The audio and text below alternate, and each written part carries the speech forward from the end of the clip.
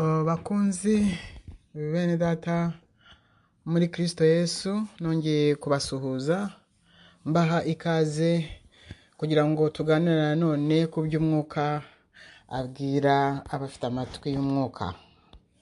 Mu izina rya Yesu Kristo, umwami mukiza n'umucunguzi wacu, umwana w'Imana nzima, wemeye kwitanga ku bwacu, kuba inshungu ya twese, kuba inshungu ya buri umwe wese uzamwizera.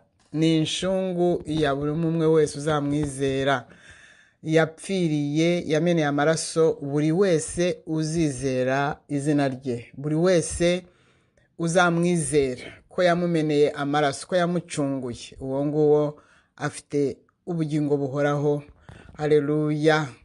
Ngo kuko Imana yakunze abari mu isi, imaze kubakunda ntiyarekeraho, ahubwo itanga ngo umwana wayo w'ikinege, uwo yari ifite icyo gihe wenyine, kugira ngo amubyaze abandi benshi batwebwe. Natwe turi abana b'Imana kubw'uwo nguwo, kubwa Yesu Kristo gusa. Aho ngaho mujye nimuzajya muhagira, mujye muhacana akarongo cyane, nta bindi bintu dushaka kumva, kuko ibitari muri Yesu Kristo, ibitanyuzwa muri Yesu Kristo, ye baba we, ntago bikwiye kumvikana. Iryo ni ihame ry'ibyo twizera, ry'ibyiringiro byacu. Nuko biteye, nuko ijambo ry'Imana rimeze, nuko twarihawe, kandi nuko tugomba kuryemera tukarikurikiza. Rero Yesu Kristo uwo nguwo niwe wanyijije kuva kera ntaraba mu rusoro mu nda ya mama, niwe wantunganyirije neza ibingibi ndimo n'ibyo agiye kunduhamo, niwe wangiza uku nguku, niwe mbereyeho nkuko nawe yambereyeho, yarapfuye mbaho, ubu nanjye mubereyeho. Bese twaravangavanze cyane, twavanze amaraso, twavanze umubiri, twavanze ibyacu byose, nge nawe biravanze, ntabwo ushobora kudutandukanya. Niyo mpamvu nabaye niwe wangiza atya rero, kandi nawe arabizi ko ariwe wabingize. Ni ukuvuga ngo ibindi ntabwo numva. Rero uwo niwe mbabwira, uwo niwe ngira ngo mwizere muri ibi bihe biruhije, aho umuntu atakisarara cyangwa ngo avuge amagambo menshi. Oya, kuko ibiri mu isi byonyine, ibyorezo, inkuru mbi z'ibyorezo zagusunikira kuri uyu mugabo w'igitangaza, yari Imana ari mu ijuru, yari ijambo w'Imana disi. Afata umubiri mu buryo nyine nabwo bagomba kugusobanura kugira ngo ubyumve neza, kuko aho ngaho niho rya dini rigera ikavuga ngo ayo ni amayobera, ariko mpeye ry'ukwemera. Aho ngaho iyo bahageze sinzi uko bigenda. Afata umubiri awufatira mu nda y'umugore, arabyarwa nkuko nawe wabyawe nanjye n'abandi bose, kugira ngo abe umuntu acungura abantu, kuko ntabwo yari kubacungura ari ijambo ritari ryafata umubiri.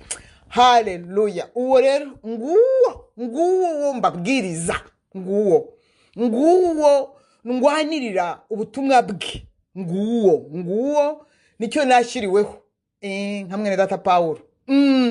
Nashyiriweho icyo, nibyo nashyiriweho. Ibindi ntuzabimbaze, ntabwo nzabimenya, ariko ibi nashyiriweho ujye ubimbaza, nzajya mbigusobanurira. Haleluya! Yesu abaho umugisha mwese. Mbahaye ikaze kugira ngo twumve icyo umwuka yaduteguriye uyu munsi. Ni ibintu bikomeye, ibintu birakomeye bavandimwe. Iki ni igihe cyo kugira ngo twitonde kandi tunashishoze, kuko abantu kubera imibabaro myinshi barahungabanye, ariko Yesu ari ku ngoma.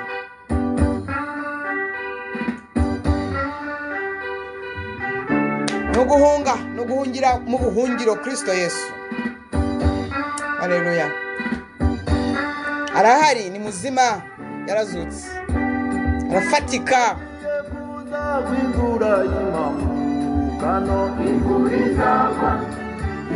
Muhunge, ariko mwabaye iki? Ibimenyetso byerekana ko yavuze, turabireba.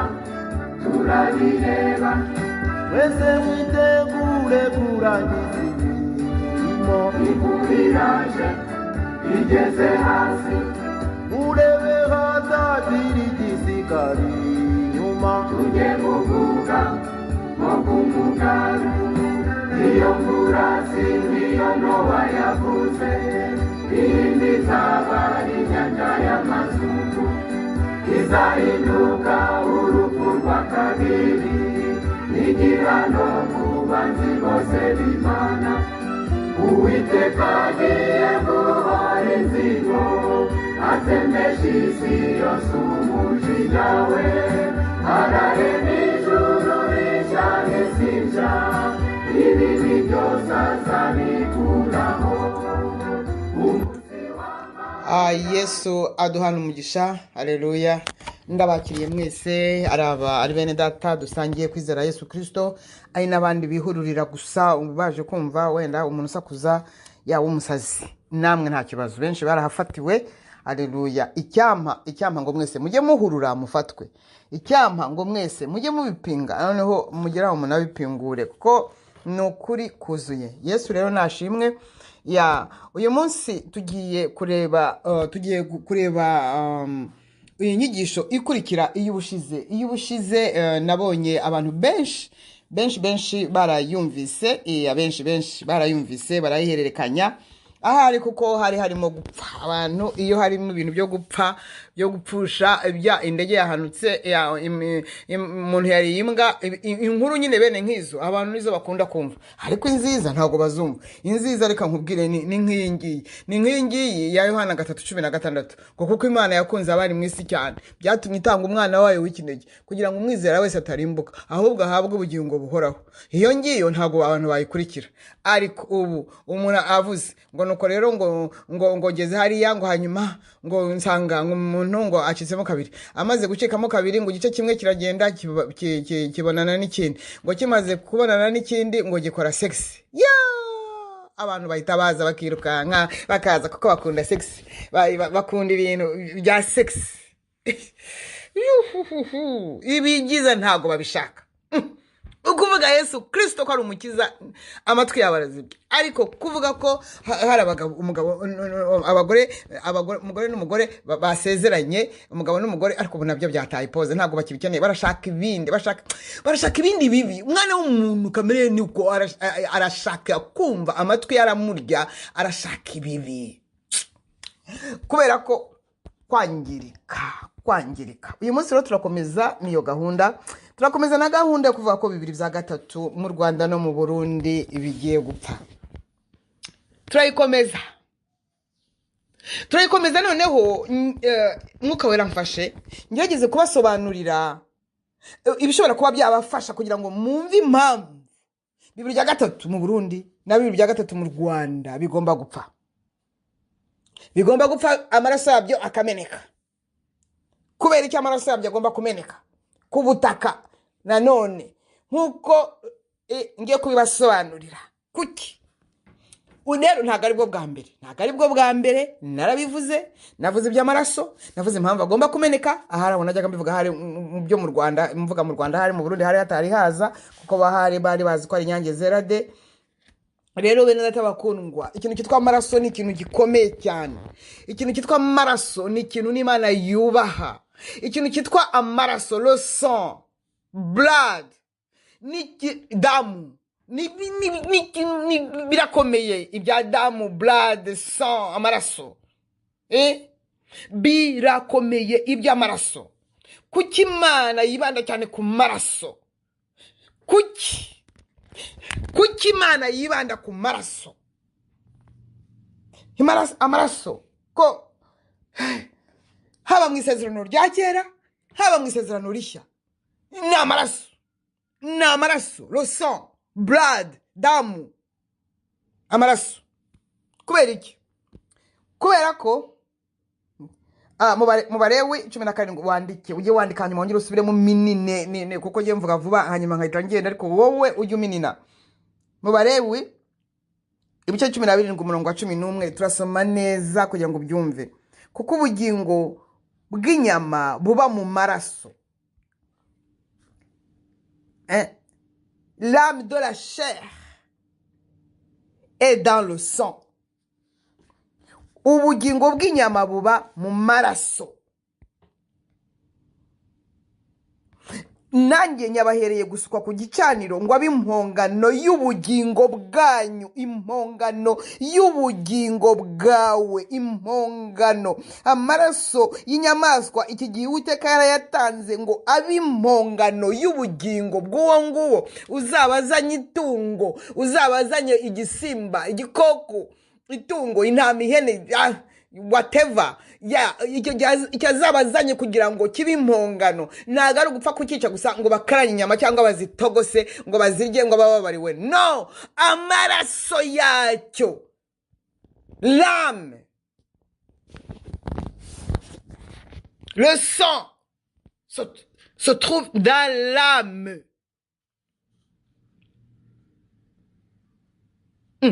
Non. Non, l'âme se trouve dans le sang. Voilà, nari mbicuritse. Ubugingo buba mu maraso.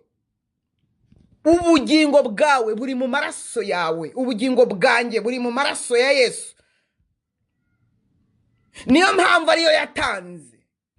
Kristo Yesu ubugingo bwe yabutanze. Iyo tuvuga ubugingo bwe yarabutanze, yamennye amaraso ye. Amaraso yari mu bugingo bwe, ariyo amaraso ye yera yari mu bugingo bwe, arayamena kubwawe nanjye.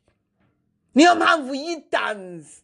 Iyo umuntu amaraso ye amenetse, ubugingo bwe buba bugiye, buba butakaye, buba butanzwe. L'âme de la chair est dans le sang. Mu maraso niho harimo wowe. Yes. Mu maraso, amaraso, le sang versé. Nureba ko iki gihe ni gihe cy'inyamaswa. Niko Uwiteka babwiye ngo nuko ubugingo bw'inyama, kuko ubugingo bw'inyama buba mu maraso. Umva rero, nanjye nyabaherewe gusuka ku gicaniro ngo abe impongano. Ayo maraso y'ibisimba kera asukwe ku gicaniro abe impongano. Ntabwo ari zanya, ntabwo ari inyama cyangwa amagufwa. Twaza mu Baroma hano 3:25. Yeye Paulo akabimanuka inkungugu. Paulo itabimanuka inkungugu abisobanure neza cyane. 3:25. Reka tuhere kuri 21. Ndagira ngo mubyumve neza, mwumve impamvu amaraso mukawera umfashe kandi ufashe imitima y'abarimo kubyumva, kuko ni ngombwa, ni byiza ko babyumva. 3 Abaroma 21. Reka duhere ku murongo wa 21, ariko ndashaka wa 25. Ariko noneho hariho gukiranuka kw'Imana kwahishuwe kudaheshwa n'amategeko, nubwo amategeko n'ibyahanuwe ari byo biguhamya. Niko gukiranuka kw'Imana abizeye bose hano harakabura n'abemera baheshwa no kwizera Yesu Kristo, bigatuma ibyo ari nta tandukaniro. Umva impamvu. Kuko bose bakoze ibyaha ntibashyikira ubwiza bw'Imana, bose ahubwo batsindishirizwa n'ubuntu bwayo ibibahereye ubusa kubwo gucungurwa kubonerwa he? Muri Kristo Yesu. Bivuga ngo utari muri Kristo Yesu ntabwo yigeze acungurwa. Umva 25 n'ukuntu Paulo abimanutse. Gucungurwa kubonerwa muri Kristo Yesu. Niwe Imana yashyizeho kanote kuba impongano y'uwizera amaraso ye. Kuba impongano. Yesu ashyizweho impongano. Hariya mu Balewi 17:11 batubwiye ko ya maraso y'ibisimba ngo niyo bari buminjagire ngo abe impongano. None rero hajandi maraso nanone y'impongano. Asiba yayandi y'ibinyamaswa, asiba buri kimwe cyose, kuko nta nenge yari afite. Niwe Imana yashyizeho kuba impongano y'uwizera amaraso ye, kugira ngo yerekane gukiranuka kwayo kwayiteye kwirengagiza ibyaha byakozwe mbere y'icyo gihe, ubwo Imana yabyihanganiraga, kandi yabikoreye kugira ngo no muri iki gihe yerekane gukiranuka kwayo, ngo ibikiranuka kandi ngo ibikiranuka ayiwe kandi itsindishiriza uwizeye Yesu gusa ntago numva. Kristo Yesu niwe mpongano yonyine. Amaraso ye niyo yamenetse. Mu kumeneka kwayo niho ngiye kukubwira kugira ngo we mwana w'ubugingo rata wowe tugomba gukorana muri ntuza mu bubyutse igihe cya nyuma muri ibi bihugu no mu isi yose, utega amatwi bisobanukirwe neza. Amaraso y'ibisimba yateshejwe agaciro n'aya Yesu Kristo ku musaraba. Aya Yesu Imana iba ariyo ishyiraho uzayizera azamwezaho ibyaha, azamuhesha ubugingo buhoraho kubera yavuye mu bugingo bw'umwana wayo.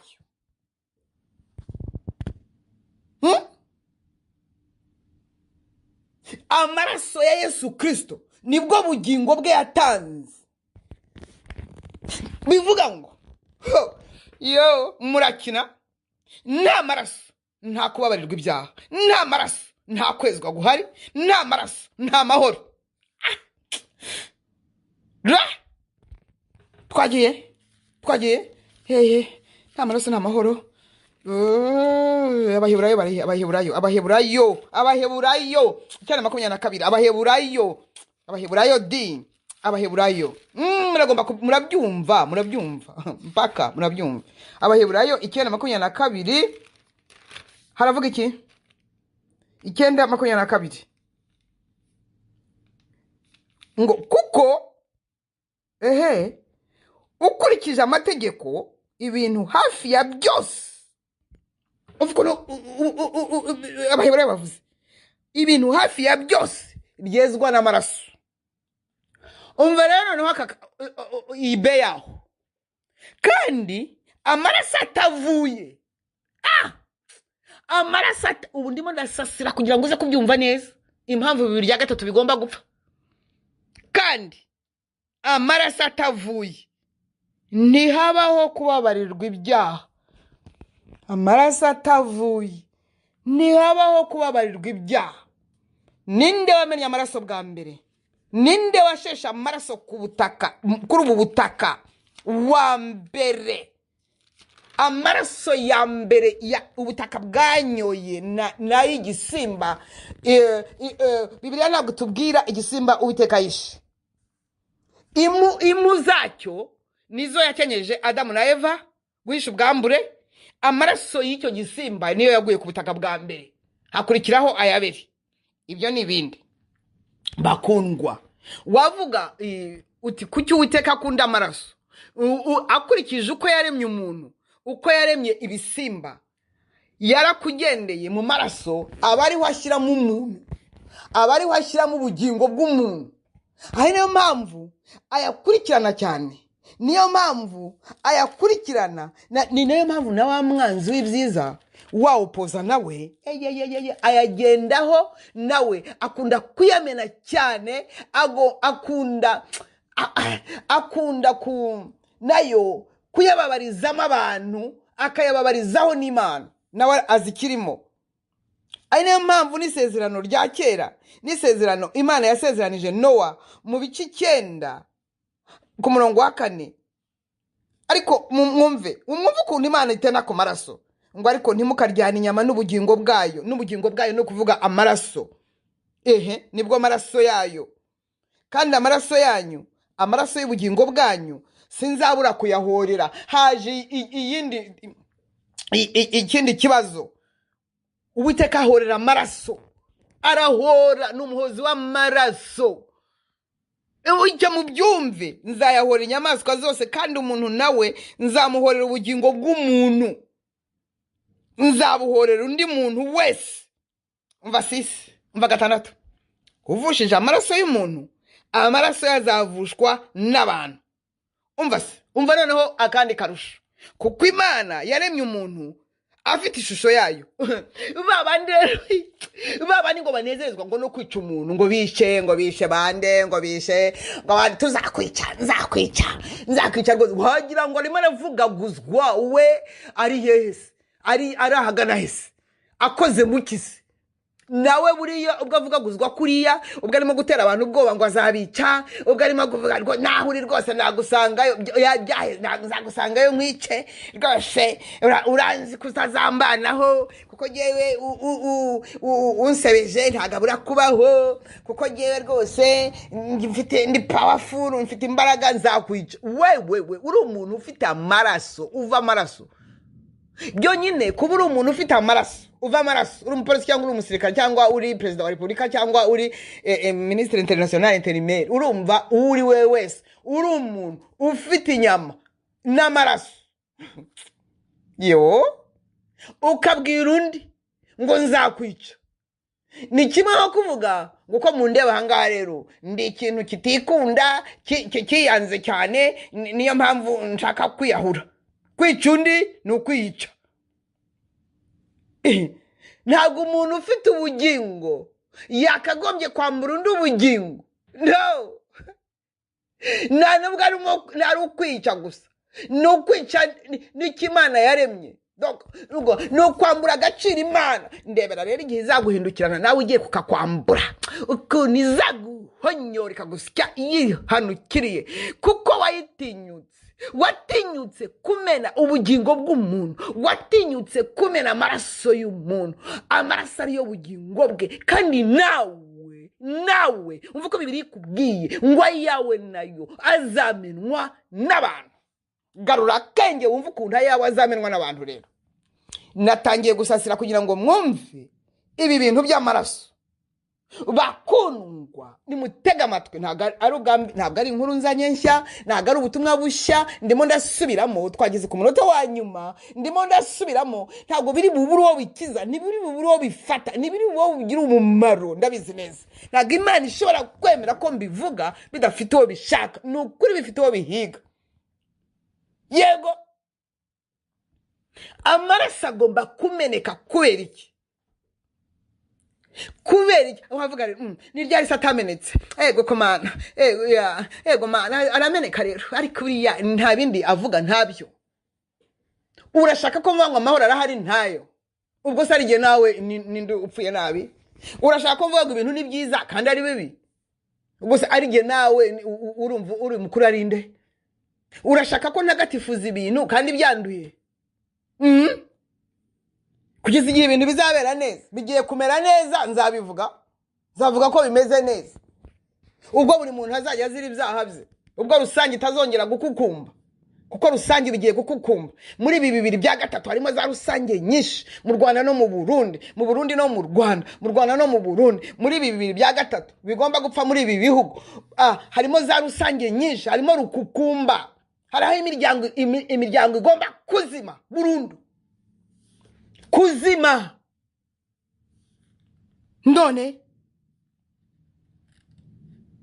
niyo mpamvu ubutumwa bw'uyu munsi ni nta maraso amenetse nta mahoro aboneka nta maraso amenetse nta mahoro aboneka uti gute nta maraso amenetse nta mahoro ashobora kuboneka narabisobanuye neza mu gitabo narabisobanuye neza ukuntu ubwami busimburana hagomba kumeneka amaraso abusezerera natangiza ubundi narabisobanuye nzabisobanura mu cyiciro tugiye kwinjiramo ubwo umuntu azaba afite ubwisanzure bwo gusobanura ibintu isimburana iyererekanya impamvu ibi bya gatatu bigomba gupfa nuko irisimburana ari ryo nuko ibigiye kuba ari byo finale nta kundi gusimbura Yesu Kristo azicara ku ngoma mvuze ibintu urabyumva ibyo nkubwira urabyumvise impamvu bigiye kubisibaniro akabarore ibyo utarumva ibyo utarabona ibyo utarabwirwa ibyo utarasoma muri histoire ibyo utarasoma mu ntambara ya kabiri y'isi yose no mu ya mbere ibyo utarasoma muri jenoside yakorewe ibyo utarasoma ngo mu FDD ya babandi bo mu Burundi amashyaka yagiye ajyaho Frodibu na Ntuza na PSD yego ya amashyaka ya ibyo atigeze akora, ibyo abasokuruza bawe batakubwiye, iby'indengakamere n'ikimenyimenyi. Ntabwo izo ndengakamere zizakorwa ngo n'abahutu ngo n'abatutsi, nubwo abahutu baba bapanga utuntu mu Burundi ngo bapanga utuntu ngo bajya bapanga urutwa, n'abatutsi mu Rwanda ngo nabo barapanga umva impamvu bizakara, impamvu bizarenga izo umwana w'umuntu ashobora gutekereza, nuko nyine ntabwo ari abatutsi bazabikora ku bahutu, nta nubwo ari abahutu bazabikora ku batutsi. Reka abo ni ba toto, bakora bya toto, abo bakora toto, ahubwo bidiscrimine, bari bidiskarifiye, bakora toto. Bizakorwa nabo nakwita ibisimba.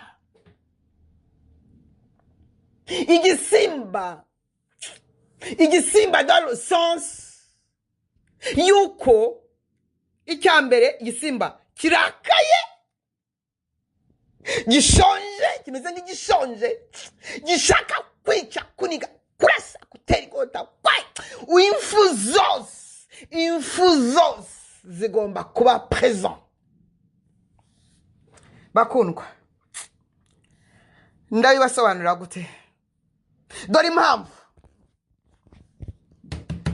Kubera ko ariyo maraso asoza, nta yandi. Yiba yarayandi, yiba hari kuvaho sendede hakajyaho firidede na afrodika trotiko, yiba hari kuvaho FPR cyangwa FDLR hakajyaho trikosa, trikodo, radogo, wenda byakongera hakamene kamwe, hanyuma abandi bakajyaho bakamena andi, gutyo. No, bigiye kuba stop. Iyi stop kugira ngo Yesu abone uko yinjira, Yesu abone uko yicara ku ntebe y'ubwami, Yesu ategurizwe. Dore impamvu rero. Wabaza uti se nta nsinzi? Insinzi yaratanzwe ku mugaragaro, insinzi yaratanzwe kuva nahabwa ubu butumwa, kuva nahabwa iby'u Rwanda 98. Siko nababwiye se? Nababwiye insinzi yariyo, narayibabwiye ku mugaragaro, nayibwiye abategetsi, nayibwiye abahagarariye amadini, nayibwiye abantu ku giti cyabo, nayibwiye insinzi rwose. Simple. Ntabwo tugitanga amaraso y'inyamaswa, turiho umuhamagaro. Nitutabigenza gutya, nitutemerera Yesu Kristo amaraso ye aya ngaya ubugingo bwe yatanze kugira ngo tuyubahe, tuyizere, atweze, yeze igihugu, yeze abantu nibera beza igihugu. Abantu nibamara kwezwa beza igihugu, abantu nibamara kwezwa beza intebe z'ubuyobozi, beze presidence, beze primatire, beze buri kimwe cyose. Ndavuga nibitagenda gutyo, mbwirijwe n'umwuka w'Imana, ndubwo muvuga ko ndi umusazi, bitinde bitebuke, bishyire kera. Amaraso Yesu niba muyanze, ay'Abanyarwanda azameneka 2/3, abazasigara nibo bazaba ari inkuru. Neza ni kimwe no mu Burundi, neza. Dore ni impanga. Niba ari abavure, niba ari abafo, ntago nzi niba ari abavrejimo, ntago nzi niba ari abafojimo. Icyo nzi ni kimwe, bahuje umuhamagaro, bahuje ibintu byose. Nayo mpamvu ndimo kuvugana nabo nta interprete. Ako ngako wongera kwinjiza. Aya Yesu rero, ubwo twayanze, ubwo abarundi bayanze ku mugaragaro, ubwo hari ibindi, hari ubwoko ngo bw'abatutsi, menya atari bose mama muramenye. Barantutse cyane, baranyandagaza ngo ndasuzugura, ngo kubona mvuga ko ngo n'abatutsi bakeneye agakiza. Kuvuga ngo abatutsi bakeneye agakiza kabonerwa muri Kristo Yesu, ngo nugusuzugura ubwo bwoko bw'abatutsi. Bo ngo nabandi basumba Imana, ngo bari hejuru, ahubwo bo umenya ari bo ngo bakiza abantu basigaye. Abantu basigaye ubwo n'abahutu. Abahutu barimo gutukana, baravuga ngo bwira abo bahutu bari bo bakizwa, nibo bakeneye agakiza. Oh no, kubona abantu bakimeze gutyo. Iyo ni parenthèse nari mfungo, yerekanye ifungo. Kuki amaraso menshi agomba kumeneka mu Burundi vuba vuba ni ukuvuga ngo vuba ari niyo mpamvu biba bivuga ngo mwitegure this way nimwite kuri aba escrow abo bategetsi banyu baba escrow barimo kubaha ubufaranga ngo abanyarwanda ngo nibavuge ngo Burundi ngo Nta Mahoro ngo imyaka 10 ese ni kubera iki iyo mana ibaha imyaka 10 gusa kubera iki itabaha imyaka yose ko ari nyiri bihe Allo abanyarwanda ugasanga rwose perezida Burundi ni inyange yera dani marayika uvuye mu ijoro abamarayika baramurinze kuko akora neza none ejo bundi ngo harize Kristo ku musaraba igorogota arimo kubabazwa n'ibyaha byanjye n'ibya abari mu isi yose nuko arapfa arazuka rira Mariya y'ingona se kuza atarize mbere uriya bakoranaga kiriho kuko batarize ngo baboroge barimo kwiba no kwica abantu kuki batarize kiriya gihe niko ndimo kumubaza ahari perezida ngo ubahutse perezida nibo batuma tububahuka nibo babitera ntabwo ushobora kububeshya uri umujuru umwicanyi uri umuntu uraho uri antipatike gusa uraho ugira gute ngo hanyuma ngo abantu bakubahe gute se iyo wiyubashye n'abandi barakubaha niwe wiyubahisha reka ntihagire ikintu kibarangaza ndaje mbasobanurire ukuntu amaraso impamvu agiye kumeneka mu Burundi menshi no mu Rwanda menshi kandi nta gishobora kuyahagarika kuko mwarabwiwe murapinga mwanga kumva mwanga kubikora abayobozi ibitwa abayobozi bategetsi banga kubikora abanyamadini nabo abagore ba leta nabo urumva nawe umugore wawe ugomba gukora ibyo umugabo avuze nuko bagandukira abagabo babo nuko none bateje ibihugu umwaku urahorera zorugeze hafi umujinya wenda gutera Yesu niwe hema ry'ubwugamo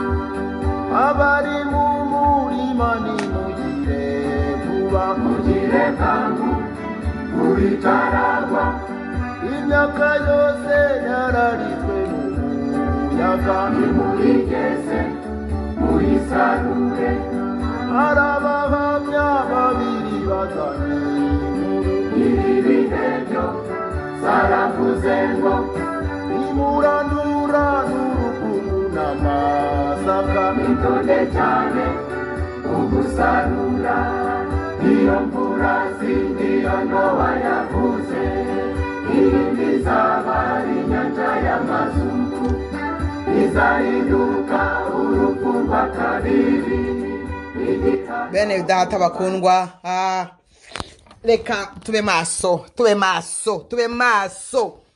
maso kandi ubuhungiro bwaratanzwe ni muri Yesu Kristo connexion ya Yesu Kristo nukumwizera nukwizera umwana w'Imana amaraso akakwezaho ibyo byaha byose akakubabarira akagutunganya ukinjira mu bwami bw'Imana ukinjira mu muryango w'abana b'Imana ukagendera mu murongo w'ijambo ry'Imana ukera imbuto zikwiriye abihannye ibindi barababishya impamvu rero ari rusange rukukumba rusange narayisobanuye mu Rwanda rusange nzayisobanura cyane noneho nzayisobanura noneho abantu banyumva bantize n'amatwi uko ubundi nari umusazi dizi ntagire ubireka ureka ako kazi n'akakabyiniriro keza cyane ntagire ukareka kubera iki amaraso agiye kumeneka ari menshi kubera iki aya Yesu yamenetse umva ikintu mugomba gusurinya nasobanuriwe ndatangara ariko ntabwo izi mfu zigendana n'umuhamagaro ntabwo ari imfu bavuga ngo bamukubisa amasasu ngo baramurashe bamukubisa impiri ahita apfa baramunize no nimfu mana we ubu bugingo bumeneka, ubu aya maraso ameneka agomba kumeneka, ariko nyirayo yababajwe. Hiwe, ntabwo urimo kubyumva. Reka mbisasire mbitazure neza.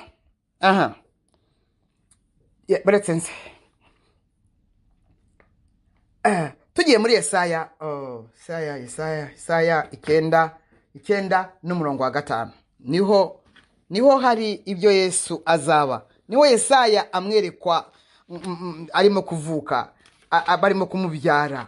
Niho Yesaya birimo kumutangaza, nawe byamuyobeye. Yesaya 9:5.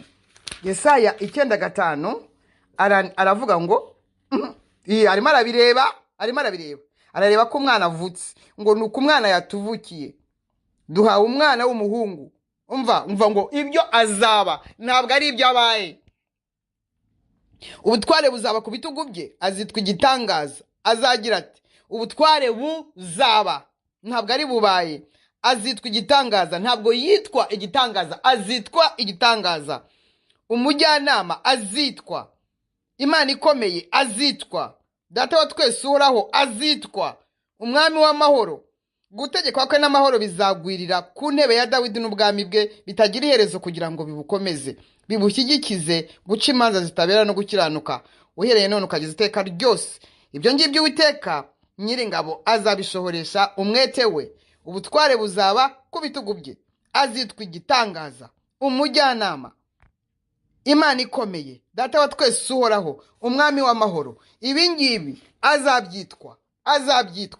Dore igihe azabyitirwa. Azabyitwa. Igihe yari ameze gutyo, igihe Yesaya yamubonaga, yari atarabyitwa.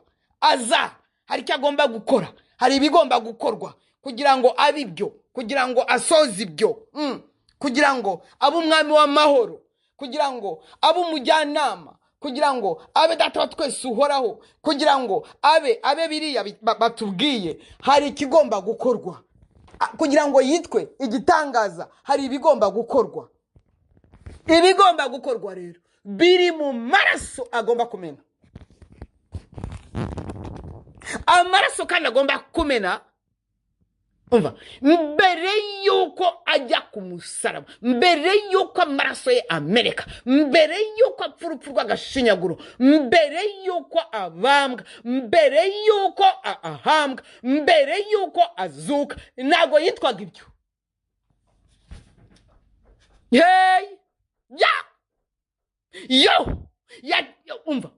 Umva wowe mwana w'ubugingo, ndimo ndumva. Yes, urakabuta bien. Mbere yuko azuka, ndakubwiza ukuri, ntabwo yari afite izina risumba yandi mazina tugomba gukirizwamo.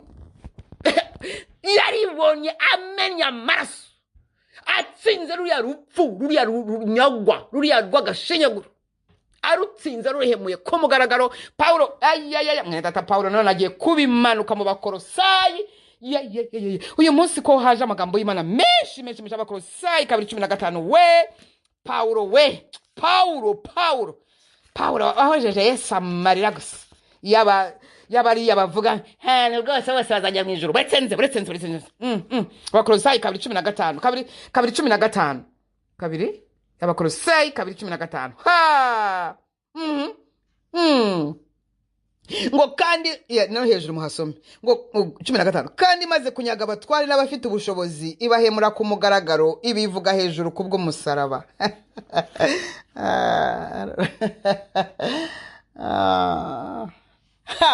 Ngwiki bariya bangiritse bavuga ngo aba yitwa nde? Kamwe bagiwe se mwakagira Imana mwe nawe. Yego, ndamwibuka mu mwanya. Bangitse bavuga ko ngo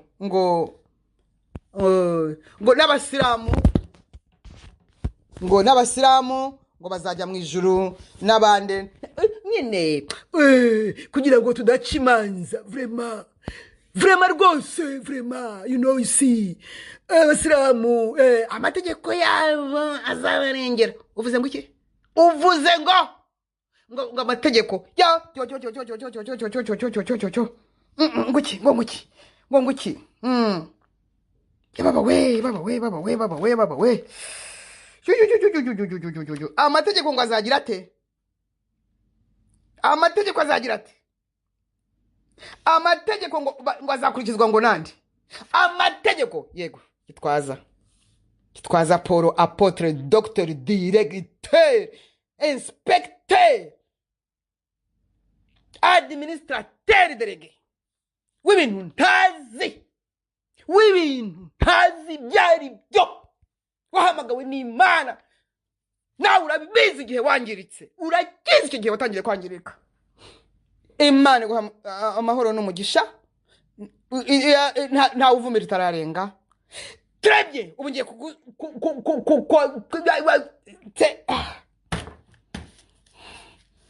koko ugeze ku basiramu barimo kukubaza n'umwanya ubonye isi urabizi ko gukurikira uzi gukurikirwa n'abantu simbire niba warabamvuse wahumye amaso n'amatwi n'amaguru n'amano byose urajisho gusa sinzi imyuka wabasizi yari n'iby'ijambo ry'Imana rivuga we wihinda ijambo we ubu niwe bagomba gukurikira koko ubu niwe bagomba gukurikira ibyo uvuze koko wowe uri Kristo Yesu wapfuye yambaye ubusa wowe wa muhungu we w'umurenge hariya koko mu bijombo no mu bijabe koko pe imbere y'abasiramu ranuna qu'est-ce qui se passe là-bas?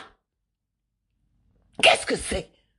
Imbere y'abasiramu imbere y'abapagani mugabo mwiranwa imbere y'aba muri kumwe muri association de malfaiteurs babani ngo bayoboye isi amina urayobya abantu Yesu azakwihanganira kugeza giheki kugeza ryari wa mwana we Yesu azaceceka ibyawe akomeza bimujombe ugenda umusebye umunsi ku wundi ubikorera mu bwisho ngo ntagakureba ninde wakubeshye ko atakubona ku mugaragaro ubonye okaziyo yo gukosora nibura data bike da aho kugira ngo ukosore urongeye usutsa amavuta ku muriro uvuze ngo abantu ngo bazajya mu ijuru ngo kubera amategeko yabo gukora amategeko bashyizeho ijuru ryande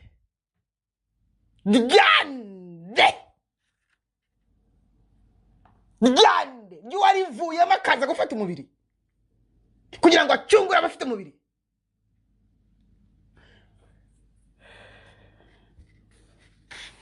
ntabwo mbise gutomboka ntabwo mbisaba imbabazi thank you Abaroma 2:12-16 kugeza kuri 16 Abaroma bari Abaroma 2:16 tugiye kubisoma tugize 12 kugeza kuri 16 Abaroma 2:12 to arababeshya yarababeshye inzira nimwe gusa hariho numvise nawe wavuga ngo kubya kitwaza yavuze ngo navuga yego ngo cyangwa uya ariko abantu barwaye ariko iki si ikindi cyorezo abantu barimo gutinya ni iki kintu abantu barimo gutinya Satani yahumye abantu Satani yagiye mu bantu neza nkuko yagiye muri Yuda yari ku meza na Yesu nabigishwa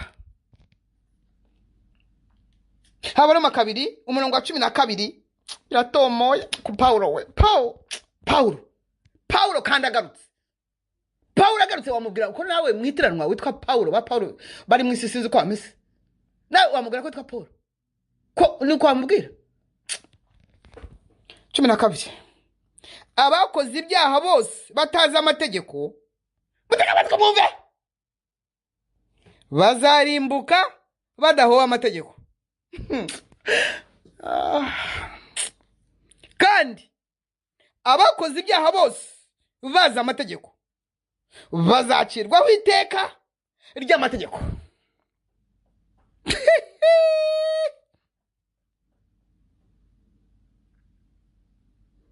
twongere dusubire mu murongo wa 12 muze kubisoma mugeze kwa 16 abakoze ibyaha bose batazi amategeko ubwo no kuvuga bariya bitwaza wenda yarengeye cyangwa icyara batazi amategeko cyangwa arabasembizi bazarimbuka badahowe amategeko kandi abakoze ibyaha bose bazi amategeko nabo ni hahandi hawo bazacirwaho iteka ry'amategeko ngo buri wese ngo mu mategeko ngo yashyizeho ngo akayakurikiza kandi nanjye hari akantu nahimbye ngiye kongera kugasubiramo nta kintu cyambura umuntu ubumuntu nko kuvuga akanakora ibyo atemera ikibabaje si uko utaruzi ukuri uri imbere y'iriya mikoro wari ukoze ukuri nicyo kibazo gikomeye abatesalonike nanone Pawulo ariko se Pawulo ku munsi yaje cyane nanone yarabandikira aravuga ati bene abo bene mwebwe muzi ukuri Imana yarabaretse irabareka mukomeza muri ibyo muzi ngo mabihinduye ukuri ibyo binyoma byanyu ibyo mwirwa mubeshabesha ngo n'abasiramu bazajya mu ijuru ngo n'abagatolika ngo bose ngo n'abaki bose ngo bazajya mu ijuru bose n'abanyani n'abamanimane ngo bose bazajya mu ijuru n'abacwezuri mwese ngo bazajya mwese ngo abantu bose ngo bazajya mu ijuru mutaba muciye imanza ijuru ryande rero yo muri iryo dini ryawe urayobya abantu no ntabwo biri bwemere ntabwo biri bukundi nta kompromi reka abakoze ibyaha batazi amategeko bazarimbuka badahowe amategeko kandi abakoze ibyaha bose bazi amategeko bazacirwaho iteka ry'amategeko amategeko nawe afite iteka azaciraho abantu rero niba udashobora guhagarara imbere y'iyo mikoro uwumvwa n'isi yose uvuga indimi zose Imana yarakugiriye neza ikagukuraho yagukuye nk'uko ujya uvuga ubuhamya bwawe ikaguhamagara ikagutoranya waratoranijwe disi waranahamagawe n'ibyo Imana yakubwiye ibyo wabinyibwire turi babiri by'umuhamagaro windi sigiye wangirike ntago nkizi ariko hashize igihe niba waratinye gusobanura impamvu z'ibyingiro byawe imbere y'akamikoro katangana na terimusi ugatinya kubwira weruye byembye Imana iguhaye iyo chance ndetse ukabivuga no mu cyongereza ukabivuga no mu gifaransa ukabivuga no mu giswahili ukabivuga no mu kinyamurenge ukabivuga no mu kirundi ukabivuga no mu kiringara ukabivuga no mu kinyarwanda mbega indimi we wabisobanuramo ukavuga uti nta yindi nzira tayo inzira nimwe gusa rukumbi ntayabayeho nta nizongera kuba nta nizabaho nta yindi nta nubwo ivaho ngo hajye windi ngo batore no inzira ni Kristo Yesu umwana w'Imana wapfuye akazuka uwo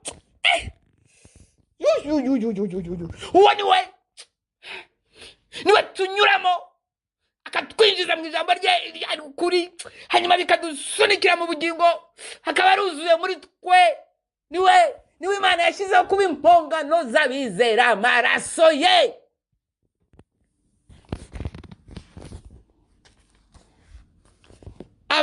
abayoba bakomeze bayobe ariko hari abana b'ubugingo basubira gusobanukirwa ntabwo ari ijambo ry'Imana uko ryanditswe na Gitwaza Paul no ni ijambo ry'Imana uko ryanditswe n'umwuka we akaryandikisha no ave muramenye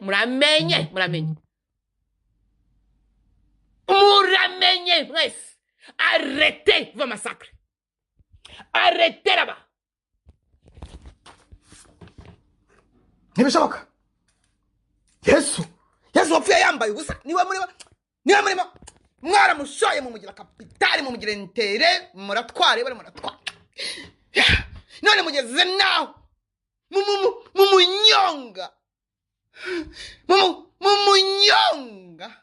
munyonga amaraso yamenye yambaye ubusa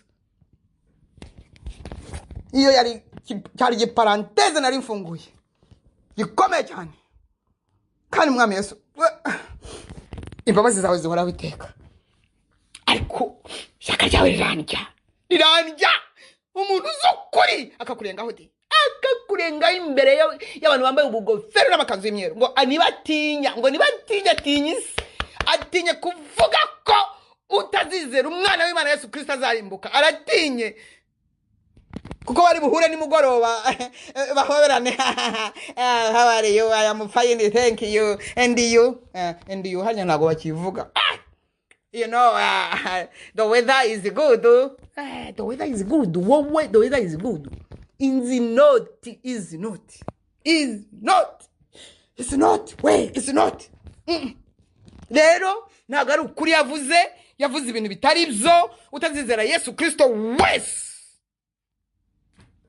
gasozi no kurimbuka. Niyo mpamvu tuvuga amanywa nijoro tubwiriza abantu tuzana Yesu Kristo tumubaha ko ari we bagomba gufata, ari we bagomba kwakira amaraso akabezaho ibyaha, ko ari we wabapfiriye ku musaraba agatanga igitambo, amagara yakayasuka, ubugingo bw'akabusandaza ku bwa benshi. None barimo baravuga ngo bose bazajya mu ijuru, ntago ari we nzira gusa, unashobora no kunyura muri kaburimbo, unashobora no kunyura Vatikani akagera we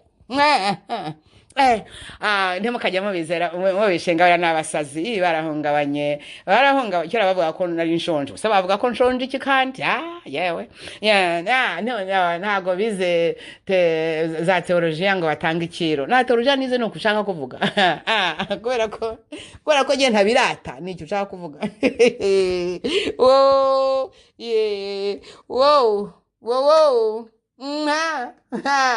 Abave igihe cyanyu cyageze kugira ngo bisobanuke. No, igihe cyanyu cyageze cyo gusobanura ibintu. Mbega ngo muragambanira iyo mwanyoye, mwagambaniye abakamiye, mwagambaniye uwabagaburiye, mwagambaniye uwabambitse amasyuti, mwarambaraga za karokaro zifite ibintu ntazi bena baramugambaniye disi imbere ya mikoro muragahinda umugezi akabihindura urwenya di ibya Kristo surabihindura urwenya imbere ya mikoro warubonye. Yes, reka mpagarikira hanze akomeza ubutaha iby'iryo ngibyo nkomeze mvuge ko impamvu Yesu Kristo batamukubise isasu cyangwa ngo kwana na Kayafa bavuge ngo bamuningishije ishuka ngo baramunize ngo wa mwami ngo witaga umwami w'Abayuda arapfuye. No, ntago ariko bigenda. Nibyo ngiye gusorezaho utanze akomeza. No, ntabwo urupfu rwa ariko rwagenze. Hari na mpamvu nyine tugiye kurangiriza ko nabagiye gupfa nabo bagomba gupfa izo mfu bagaraguritse. Yesu Kristo yarabanje bamutortira moraroma, baramutortira torture ihereye mu ijuru. Agifungura biriya bimenyetso birindwi byari bifatanyije imibabaro ye. Ariko ibyo ndimo gukobwa naguhanikiye cyangwa simbizi. Niwe yahereye torture arabireba biramurenga, aravuga ati byonyine gufata umubiri byonyine ni torture morale wari Imana, byonyine ni torture. Araza kujya mu nda y'umugore torture, kuvukira ko hari agwanuza torture, kuba umwana utaragira gase uzwi torture. Simbizi niba mu ndangamimerere baranditseho ngo ni Joseph nawe ibyo nabyo biteye ubwoba. Torture kuba kugeranya aho waruri naho uje, torture morale, torture imyaka 30 muri torture. Noneho atangiye rero ministeri, noneho torture akabya, noneho bamusuzugura ku mugaragaro. Torture torture mu butayo, torture agasuzuguro kabene babo b'Abayuda, torture muri Getsemani, torture uzi kubana n'umuntu uzi ko ari uzakugambana kandi umwishwa wawe witwa Yuda mwene wabo mu miryango basa kumuka mu muryango wa Yuda ariko de abanzi b'umuntu bazabona ubwo niko uzi kubana n'umuntu uzi ko azakugambanira akaba ari uhaha agateko karya. Torture kugeza basangira bwa nyuma. Torture ati uwo ndi buhurize nawe barahuza ati nigese twakabimenye. Torture Getsemani, torture Satani ariko amuriho arimo kumubwira ati bireke bivemo ariko ubundi urapfira iki, bivemo wisubire mu ijoro n'uburire wabaga, bivemo. Torture ibyo wabyo bihinduka amaraso. None murahagarara imbere y'Ubusiramu n'iki byose mukavuga ngo bazajya mu ijoro. Jadis Bizendes torture bajya kumufata baramufata bino baramufata baroma baramusumira bamujyana kwa Kayafa na Ana ba bishop bakiragiye torture baramucyura torture mucuti baramwihakana torture we bumukeraho baramushorera bamujyana ku muroma mupagani mbisasi ye torture kwa Pilato torture kwa Herode wale waramushatse yaramubuze torture ngongukire torture rubanza ruramutsinda kandi wowe yaratsinzwe n'ingingo zaramutsinze kwita umwami kandi Kayizari yarahari cyo cyonyine ngongukire baramuzamuka bamukiraho baramusuzugura kanzu y'abarigabagabana baramwambura imyenda yose baramwambura ya nta rubindo yasigaranye gaturikana mukaje mubeshya abantu yambaye ubusa yirehereza amahanga baramuzamuka nigorogota na Simoni wari wivire kuri butike gucuruza umusarabe barabara w'umuhagika ngo umutwaze kandi ubundi umuntu yikora umusaraba wenyine gusa na Simoni yagomba gufata uwe ngongukire mamugeza baramubamba agoni torture kurwa na agoni arapfa ati birarangiye hagenda barwana na ntuza barwana intambara nkundura abandi bavuga ngo yaragiye mpereze mfunguza wanjye gerawe ariko ye intambara iminsi 3 n'amajoro 3 fungura ibitura by'abera woshe mwambura imfunguzo z'urupfu n'ukuzimu mwami wanjye arazuka abirwa n'umugore bwa mbere abagabo ibintu bamukoreye ariko bamukoresha no abagore bakubita mu bituza disi abagabo bavuga ngo ni mubambe we mayiboba mubambe yishyizeho mpereza iyo cupa sha mpereza abagore barimo gukubita n'abababwira amagambo mwirire murire na ngabo ngabo barimo kubeshya ngo abantu bose bazajya mu ijuru harazuka ni muzima muri ge Yesu aruzuye neza ntakabura ni muzima niyo mpamvu nubundi yanguye mu kuzimu nubundi nagombye kuba ntariho niwe mbereyeho nubundi kugira ngo bigende bite mbebere imbere y'abasilamu ariko mbere ngo yabakomeye Biden akora ikimenyetso cy'umusaraba nomino patriot free Santos bari free Santos ngo azajya mu ijuru atize Kristo Yesu gahunda niyo mpamvu Yesu ntago bamukubise isasu Yesu ntago bamuningishije intuza Yesu ntago bamukize mu mugozi ngo bamumanike Yesu ntago bamukubise mu cyico no baramutortiye baramubabaje amasarava arava mpaka urwo rupfu yapfuye rero nirwo twibuka shenge yakabyara benshi haleluya urwo nirwo twibuka hanyuma ku munsi wa gatatu arazuka niba rero abarundi baranze kwizera amaraso ye kuko ari we mpongano wenyine niba abanyarwanda baranze kwizera amaraso ye kuko ari we mpongano ndimo nikubwira kuko ibyabo nibyo bigiye gucika cyane kuko muhamagara ubariho none urakumuriro none birashyushye birakumuriro urumva niba rero bataramwemeye amaraso noneho yabo ngabo bari umuhamagaro banze kumwemera ntacyo satani wamubeshya arabizi azi principe z'Imana uko zikora we araturusha gusobanukirwa umuhamagaro wacu cyane we araturusha gusobanukirwa aho ibihe bigeze we araturusha gusobanukirwa uko ibintu bigomba kugenda we afite ibyo arevandika ni umurezi sinzi uwo nigeze kumva avuga ngo ntago ngo ari umurezi ngo ntago aregana ariko erega ibintu byarayoberanye ibintu byaracitse mwakabyaramo ibintu byaracitse haje abantu ibintu biteye ubwoba hanyuma se Petero wa mbere 5:8 hakavuga iki ntago avuga ko ari umurezi ariko ntago mbizi ntago mbizi Ibyahishwe 12 umurongo wa 10 ibintu nikira ngongo iki arasagomba kumeneka disi muhunge muhunge barundi kazi, muhunge rata, muhungire muri Yesu Kristo. Muri Yesu Kristo kwa kundi. Yes, muri Yesu Kristo. Muri Yesu Kristo nibwo buhungiro bwonyine, niwe nzira kuri bugingo. Ntawe ushobora kukandagira mwijuru Yesu atamushoreye ngo amujyane amwereke se, ntabwo bishoboka, nibibaho. Nawe babe babiri babe batatu gusa nabo bazaryamo yakiteka data twese woraho. Aravuga ati ndirahiye, reka abatazizera amaraso y'umwana wanyu, nabonye urupfu rwe uko rwabaye. Navuye mu cyubahiro akaza muri vagavaga. Utazamwizera ntabwo numva. Niko bimeze, uko niko kuri ku ijambo ry'Imana twahawe.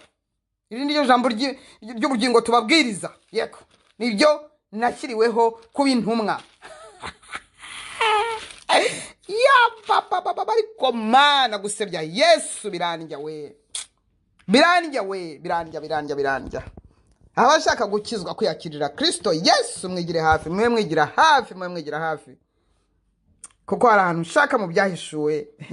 Ayiwe we, hari ahantu ushaka mu byahishuwe. Mama shenge we, uhereye ku murongo wa 12:5-12.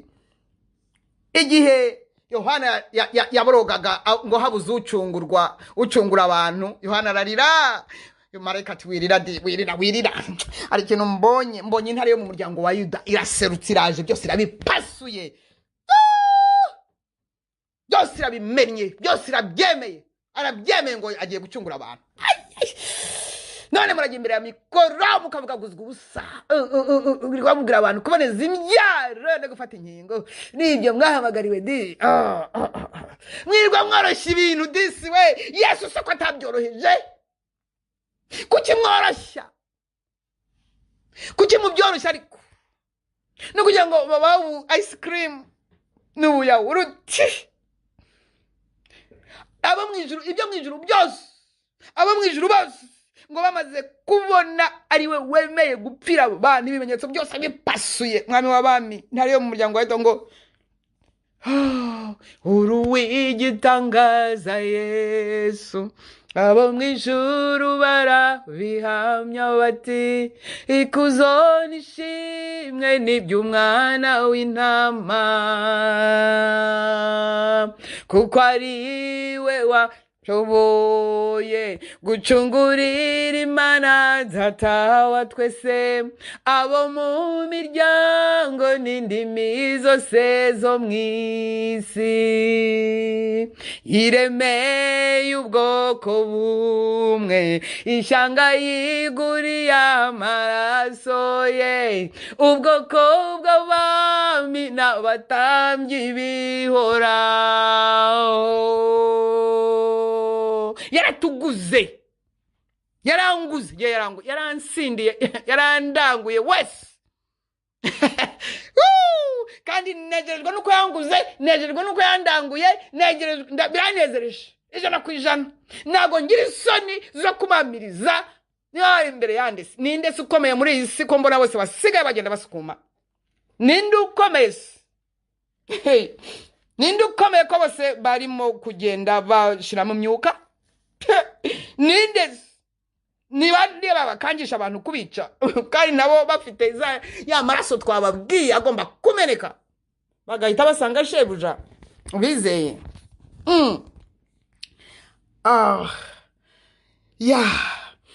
Wewe wigiye hino, subira muri risengesho uti Mwami Yesu, numvise ijambo ryawe, numvise ko ari wowe mukiza w'abari mu isi, ko ari wowe mucunguzi w'abari mu isi.